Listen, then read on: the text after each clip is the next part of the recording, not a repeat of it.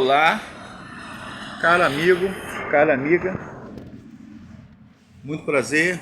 Meu nome é Fabrício Barreto Gonçalves, sou formado em teologia e sou membro da Igreja Batista aqui Rio de Vida, de Campos Norte Fluminense. Eu gostaria de compartilhar essa série de comentários bíblicos, Novo e Velho Testamento, e eu estou comentando uma série de artigos bíblicos, compartilhando, né? E eu queria falar um pouco sobre o profeta Jeremias. Deus levantou o profeta Jeremias para uma função indiscutivelmente difícil, para ser rejeitado, humilhado, perseguido, incompreendido, para pregar e ninguém ouvir. Quando você prega e ensina e fala e todos ouvem, ou concordam, discordam, ou batem palmas, é muito lindo. Mas quando você prega e ensina e ninguém ouve, é estranho. Pregar e ninguém ouvir, para derrubar e arrancar, para edificar e plantar, né? Olha que hoje te constituo sobre nações e sobre os reinos, para arrancares e derribares, para destruíres e arruinares, e derribares para destruíres, e também para edificar e plantar. Jeremias 1:10. A rigor, o ministério profético do Antigo Testamento é isto: uma mensagem de inversão da situação dominante. Jeremias recebeu seu chamado para o ministério profético quando tinha cerca de 20 ou 22 anos, de entre 19 a 20 anos, por volta do ano 610 ou 612 a.C. A ele veio a palavra do Senhor a Dabar e a Ravé, nos dias de Josias, filho de Amon, rei de Judá, no 13º ano do seu reinado. Jeremias 1:2. Daí o fato de se sentir muito jovem para tão grande responsabilidade. Então lhe disse: Senhor, eis que eu não sei falar, porque eu não passo de uma criança, de um adolescente. Era um período extremamente conturbado. O pai de Josias, Amon, havia reinado apenas 2 anos. Antes dele, fora assassinado no palácio. Então, é um contexto de rebelião política. E a data, né, o versículo chave é Jeremias 1:18. Eis que hoje te ponho por cidade fortificada, por coluna de ferro e por muros de bronze, contra todo o país e contra os reis de Judá, contra os príncipes, contra os seus sacerdotes religiosos e todo o povo.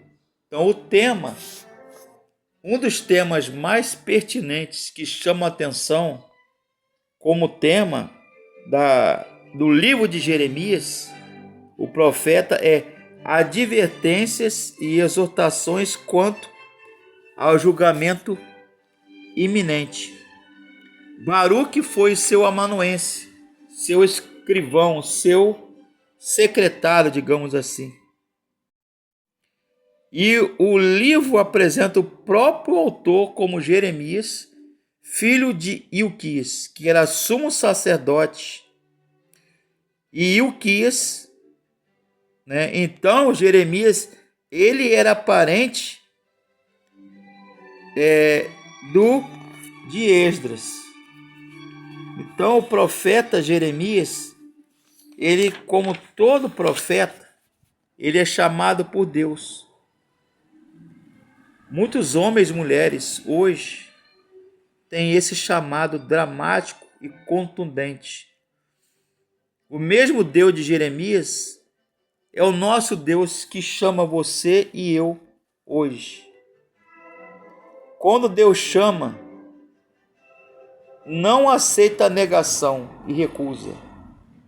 Antes, Ele mesmo sustenta e dá forças necessárias para desempenhar o seu ministério, sua chamada. Não é verdade? Antes que eu te formasse do seu ventre materno, eu te conheci e te consagrei, e saísse da madre da sua mãe, do útero da sua mãe. Te consagrei e te constituí como profeta entre as nações. Capítulo 1, versículo 5. O chamado do profeta Jeremias, digamos, eu comento aqui no meu artigo, ele tem 3 partes, né? A eleição, o conhecimento, Yada é uma palavra hebraica que significa conhecimento, e a consagração. Ou seja, ele foi eleito, ele foi consagrado, né? O verbo hebraico consagrar é shadash ou kadosh, é decepar, cortar, separar e consagrar. Santificar é o sentido que Deus está chamando. É sinal de que a pessoa, no caso do profeta Jeremias, é separado por Deus especialmente para cumprir seu ministério profético, pastoral, ministerial. Deus chamou e separou. Se Deus o chamou, está chamando alguém que está me assistindo agora, assim aconteceu com todos os homens e mulheres da Bíblia, comigo, com você que está me assistindo. Ele vai te capacitar, ele vai te dar talentos, vai te dar dons, capacitação do alto, do Espírito, para você ser movido, pregar e viver o santo evangelho e o reino. Este verbo, nomear, significa constituir, pôr e colocar ou dar. Mas neste contexto da nomeação de Jeremias, a ideia é que Deus constituiu Jeremias para a função e ministério profético. Este mesmo verbo no hebraico é usado nos relatos da vocação de Abraão, Gênesis 17, 5, e de Moisés, servo do Senhor Altíssimo.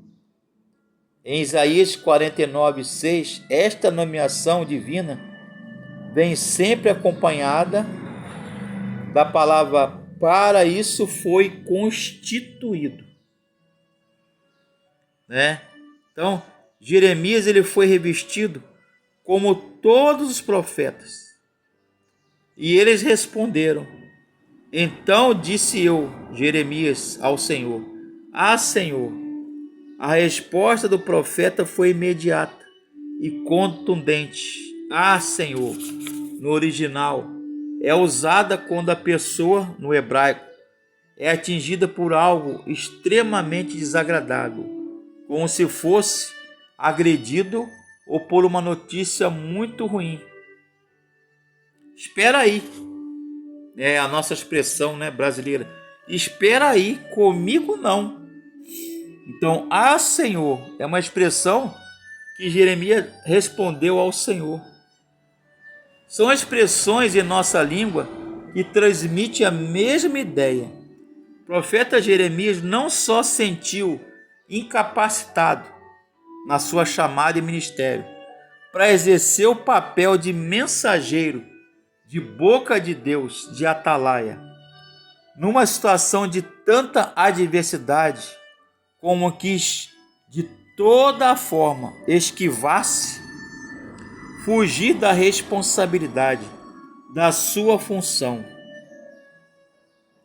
Mas o Senhor me disse: não digas, não passo de uma criança, né? Então, o Senhor, ele dá a resposta clara para Jeremias. Tu, pois, cinge os lombos e dispõe-te, disse-lhes tudo quanto eu lhe mandar, e disser: não te espante diante deles, diante dos seus adversários e inimigos, para que eu não te infunda espanto na sua presença. Jeremias 1:17. Então, Jeremias realmente, ele é um homem, né, um jovem antenado com o seu povo. Ele fala das profecias durante o reinado de Josias e de Joaquim e de Zedequias. E Jeremias aconselha, da parte do Senhor, a submissão à Babilônia. Jeremias 21:27. Né? Então Jeremias, ele fala da grande perseguição, dos sofrimentos prenunciados por Deus. O período do profeta Jeremias é de intensa importância histórica para Israel e para o mundo. É um tempo de guerras entre Babilônia, Assíria e Egito. Essas três potências mundiais do mundo antigo, Antônio Neves de Mesquita e Ângelo Gagliardi e Joseph Angus, que fala do contexto histórico, geográfico e político entre Babilônia, Assíria e Egito, dando à Babilônia, os caldeus, a supremacia mundial. Tempo de cativeiro babilônico para Judá. Jeremias foi o mais perseguido e impopular profeta que a Bíblia apresenta. Pregou mais de 40 anos sem que aparentemente ele fosse ouvido. Por quê? O povo queria ouvir bênçãos da parte do Senhor. E Jeremias fala, né, que eles tinham que admitir o seu pecado, o seu afastamento, né, do pacto, da aliança, das profecias, o afastamento da adoração a Deus. Então, Jeremias, ele pregou o cativeiro, a maneira pela qual o povo deveria ser preso na Babilônia, verdade? Ele deveria ser preso, deveriam ser,